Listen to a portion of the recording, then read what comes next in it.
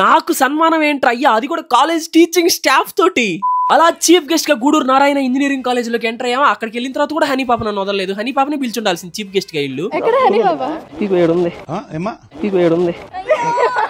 అట్లుంటది మనతో. ఇప్పుడు లాస్ట్ సీట్ ఇంకా లాస్ట్ బెంచ్ లో కూర్చొని నన్ను తీసుకొచ్చి ఫస్ట్ సీట్ లో కూర్చోబెట్టారు. ఏంది అంటే గెస్ట్ అన్నారు. ఆ వెంటనే డీ జోడీ రేంజ్ డాన్స్ పర్ఫార్మెన్స్ అయితే స్టార్ట్ అయిపోయి అనమాట. అయిపోయిన వెంటనే నన్ను అయితే స్టేజ్ మీదకి రమ్మన్నారు. ఒక్కొక్క మెట్ ఎక్కుతుంటే నా హార్ట్ ఒక్కొక్క ఇంచు జారుకుంటా షూస్ లోకి వచ్చేసి. మనకంటే ఈ స్పీచ్లు గీచ్లు ఇట్లాంటి అసలు ఏం అలవాట్లేవు కాబట్టి వాళ్ళగా బలవంతం చేస్తే మైక్ పట్టుకుని కళ్ళు తిరిగి కింద పడిపోదాం అని చెప్పి ఫిక్స్ అయిపోయాను. ఈ బొకే గురించి గుర్తుపెట్టుకొని మళ్ళీ మాట్లాడుకుందాం. ఎలానో మైక్ పట్టేసుకున్నాం కదా, ఏదో ఒకటి మాట్లాడదాం అని చెప్పి నేను ఏం మాట్లాడినా సరే పిల్లకాయలు నవ్వుతానే ఉన్నారు. ఆ దెబ్బకి నా చేతులు కూడా వణుకుతున్నాయి నాకు తెలియకుండా. లాస్ట్ కి నా చేతులు వణకడం చూసి కూడా ఆపలేదు, ఇంకా గట్టిగా అరిచారు వీళ్ళందరూ.